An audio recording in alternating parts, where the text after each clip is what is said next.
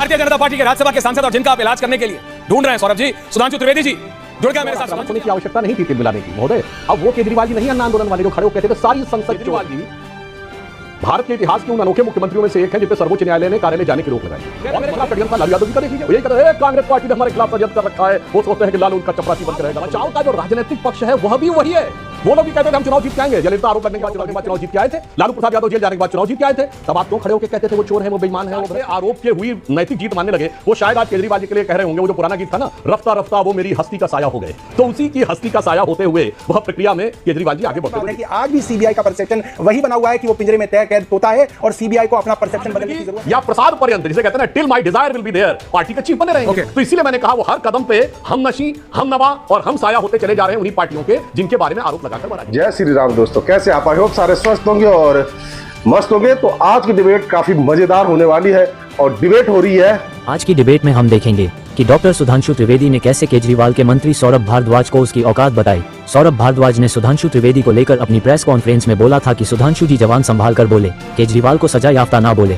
सुधांशु त्रिवेदी अपना इलाज करवाए या हम इलाज कर देंगे। राजनीतिक इलाज भी होता है और भी इलाज होते हैं, किसी भी तरीके से हम इलाज कर देंगे। मतलब सौरभ भारद्वाज की खुली धमकी की केजरीवाल के खिलाफ जो बोलेगा उसका इलाज कर देंगे। मकसद है केजरीवाल के सामने अपने आप को केजरीवाल का सबसे वफादार चमचा साबित करना। जैसे पहले आतिशी भी ऐसा ही बोलकर केजरीवाल की खड़ाऊ मुख्यमंत्री बन गई, तो सौरभ भारद्वाज भी सोच रहा है शायद मेरा भी नंबर लग जाए। पर इस केजरीवाल के चमचे सौरभ को पता नहीं जिसके लिए वह ये शब्द बोल रहा है, उसने सौरभ भारद्वाज जैसे चमचों की कई बार अपनी जुबानी तीरों से उनको उनकी औकात बता रखी है। केजरीवाल के इस चमचे सौरभ भारद्वाज को पता नहीं था कि आज की डिबेट में उसका मुकाबला सुधांशु त्रिवेदी के साथ ही होने वाला है। डिबेट आर भारत चैनल पर थी, जिसमें केजरीवाल का चमचा और सुधांशु त्रिवेदी का आमना सामना हो गया। फिर डिबेट में वह हुआ जिसकी उम्मीद इस केजरीवाल के चमचे ने भी नहीं की थी। सुधांशु त्रिवेदी ने इस चमचे की ऐसी बांसुरी बजाई कि इसने सपने में भी नहीं सोची थी कि सुधांशु त्रिवेदी इतनी बुरी तरीके से उसकी धमकियों का जवाब इस तरीके से देंगे। तो देखते हैं कि सुधांशु त्रिवेदी ने कैसे इस बड़बोले केजरीवाल के चमचे की डिबेट में हालत पतली की और इस चमचे को सोचने पर मजबूर कर दिया कि आगे अगर किसी के लिए कुछ बोलना है तो सोच समझ के बोलना होगा, नहीं तो तेरी ऐसी ही हालत हो जाएगी जैसे अभी हो रही है। तो देखते हैं कि किस तरीके से सुधांशु त्रिवेदी ने इस केजरीवाल के चमचे के एक एक कर धागे खोले।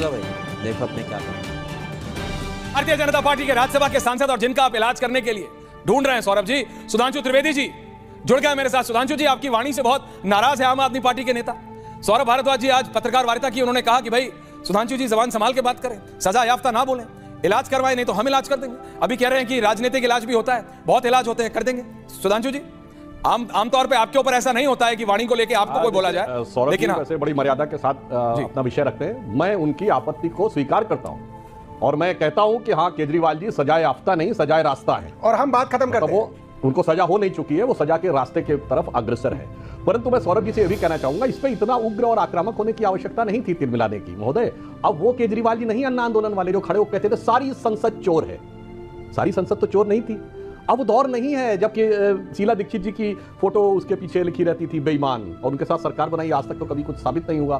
तो मुझे लगता है कि उस विषय को लेकर भी अब वो छवि, वो वातावरण वो बिल्कुल बदला हुआ है। और आज आप देखिए वक्त कितना बदला है। ऐश्वर्य जी, केजरीवाल जी भारत के इतिहास के उन अनोखे मुख्यमंत्रियों में से एक हैं जिन पे सर्वोच्च न्यायालय ने कार्यालय जाने की रोक लगाई है। और मजे की बात यह है कि जो लोग पहले जेल जा चुके हैं हमारी सरकार आने से पहले, 2008 में झारखंड के सीएम मधु कोड़ा, 2006 में झारखंड के सीएम शिबू सोरेन, 2000 में करुणानिधि, 1996 में जयललिता और 97 में लालू प्रसाद यादव। मगर मजे की बात यह है कि वो लोग जो आरोप लगाते थे उस जमाने में इलेक्ट्रॉनिक, अरे इन वर्बेटम वही बात ये बोल रहे हैं, कह रहे मेरे खिलाफ षड्यंत्र था। लालू यादव जी का देख लीजिए, यही कहते हैं कांग्रेस पार्टी ने हमारे खिलाफ षड्यंत्र कर रखा है। वो सोचते हैं कि लालू उनका चपरासी बनकर रहेगा तो नहीं रहेगा।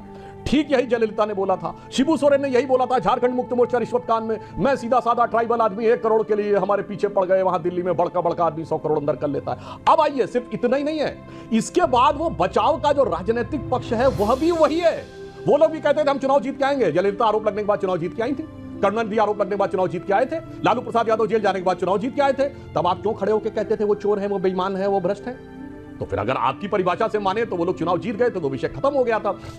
तो मैं कुल मिलाकर ये कहूंगा कि शायद वो सारे लोग जो भ्रष्टाचार के आरोप में पहले जेल जा चुके और उसके बावजूद चुनाव जीत के आ गए और फिर चुनाव की जीत को अपनी भ्रष्टाचार के आरोप के हुई नैतिक जीत मानने लगे, वो शायद आज केजरीवाल जी के लिए कह रहे होंगे वो जो पुराना गीत था ना, रफ्ता रफ्ता वो मेरी हस्ती का साया हो गए। तो उसी की हस्ती का साया होते हुए वह प्रक्रिया में केजरीवाल जी आगे बढ़ते हुए दिख रहे हैं। सौरभ जी, वो कह रहे हैं आप भी बाकियों की तरह हो गए और अरविंद के, नहीं, मुझे लग रहा है कि मैं थोड़ी सी देखिए, क्योंकि सुधांशु त्रिवेदी जी पुराने नेता हैं तो मैं थोड़ी सी याददाश्त उनकी दुरुस्त कर दूं। भारतीय जनता पार्टी वो पार्टी है जिसके राष्ट्रीय अध्यक्ष बंगारू लक्ष्मण जी कैमरे पर देश की रक्षा की दलाली करते हुए, पैसे लगते हुए पकड़े गए और उसके बाद सजा याफ्ता भी हुए। मैं बता दूं सजा याफ्ता का क्या मतलब होता है। सजा याफ्ता का मतलब वो होता है जिसके ऊपर मुकदमा चले और सबूतों के बिना पे कानून और कोर्ट उसको कहे कि हाँ, इसके ऊपर ये जुर्म साबित होता है, इज कन्विक्टेड। तो भारतीय जनता पार्टी वो पार्टी है जिसके राष्ट्रीय अध्यक्ष देश की रक्षा की दलाली करते हुए पकड़े भी गए और कन्विक्ट भी हुए, सजा याफ्ता भी हुए। तो सजा याफ्ता और सजा रास्ता के अंदर जो फर्क है वो बंगारू लक्ष्मण और जो है अरविंद केजरीवाल में बहुत साफ है और मुझे लगता है सुधांशु त्रिवेदी जी इसको समझते हैं। दूसरी बात, जहां तक उन लोगों की फेहरिस्त है जिन्होंने सीबीआई के ऊपर इल्जाम लगाया कि ये केंद्र सरकार के पिंजरे में कैद तोते की तरह हैं, उसमें सबसे स्वर्णिम नाम आज के प्रधानमंत्री और उस समय के गुजरात के मुख्यमंत्री नरेंद्र भाई मोदी थे। चाहे तो त्रिवेदी जी गूगल करके देख लें, नरेंद्र मोदी जी रोज कहा करते थे कि सीबीआई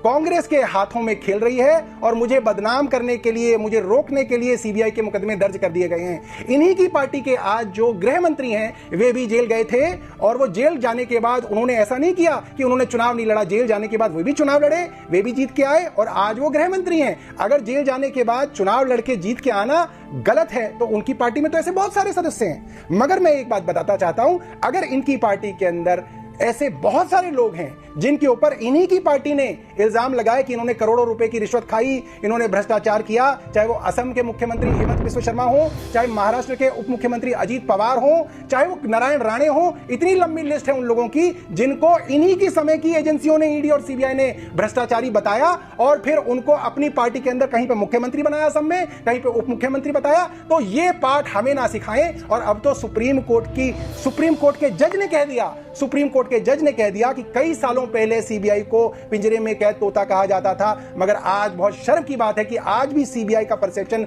वही बना हुआ है कि वो पिंजरे में कैद तोता है और सीबीआई को अपना परसेप्शन बदलने की जरूरत है। सीबीआई को ना सिर्फ इंडिपेंडेंट जांच करनी है बल्कि इंडिपेंडेंट होते हुए दिखना भी है। इसका मतलब यह है कि आज देश की जनता की नजरों में सीबीआई इंडिपेंडेंट नहीं है। देश की जनता यह मानती है कि सीबीआई केंद्र के इशारों पे उनके राजनीतिक प्रतिबंधियों को जेल में बंद करता है, दबाव डालता है और जो उनकी पार्टी में आ जाए वो मुख्यमंत्री और उप मुख्यमंत्री बन जाता है और जो उनकी पार्टी में ना आए वो अरविंद केजरीवाल, मनीष सिसोदिया, सत्येंद्र जैन की तरह जेल के अंदर चक्की पीसता है।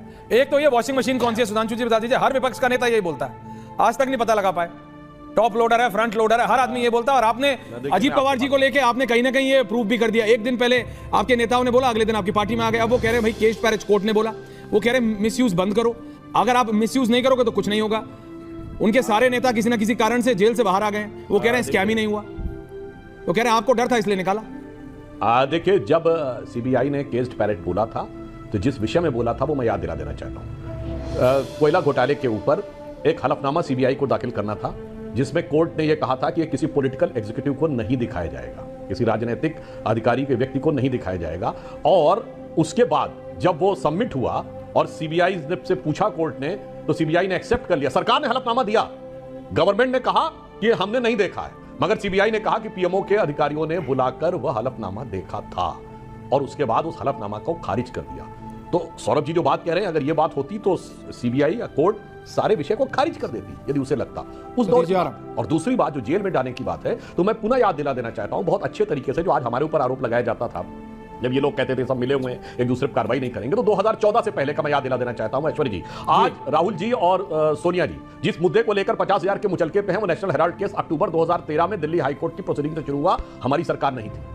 2011 में कनिमोझी और ए राजा जेल गए, हमारी सरकार नहीं थी। 2010 में सुरेश कलमणी जेल गए, हमारी सरकार नहीं थी। 2008 में मधु कोड़ा जेल गए, हमारी सरकार नहीं थी। डिसप्रोपोर्शनेट एसेट के केस मुलायम सिंह मायावती पे 2006-7 में लगे, हमारी सरकार नहीं थी। शिबू सोरेन 2006 में जेल गए, करुणानिधि 2000 में जेल गए, लालू यादव 97 में जेल गए, जयललिता 96 में जेल गई, झारखंड मुक्ति मोर्चा रिश्वत काट 1994 में हुआ, राजीव गांधी पे आरोप 87 में लगा, एफआईआर 90 में हुआ। महोदय, इसमें 2014 के बाद का क्या है? मैं विनम्रता से कहता हूं, जिन नेताओं पे आपने आरोप लगाए थे पिछले 30-35 साल की एक लोकसभा बता दीजिए जब इनमें से किसी नेता ने आरोप ने आगे पीछे अदालतों और जांच एजेंसी के चक्कर ना काटो। पर आप तो अलग राजनीति लेके आए थे।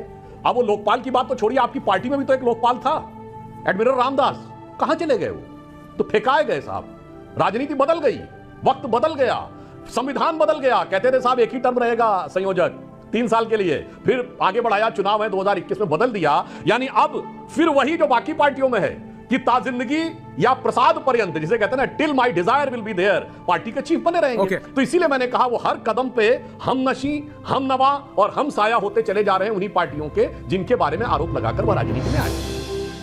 आई होप कि आपको डिबेट पसंद आएगा। डिबेट पसंद आए तो लाइक कीजिए, शेयर कीजिए और चैनल पर नहीं तो सब्सक्राइब कीजिए। मिलता हूं फिर किसी नई डिबेट के साथ, तब तक जय श्री राम।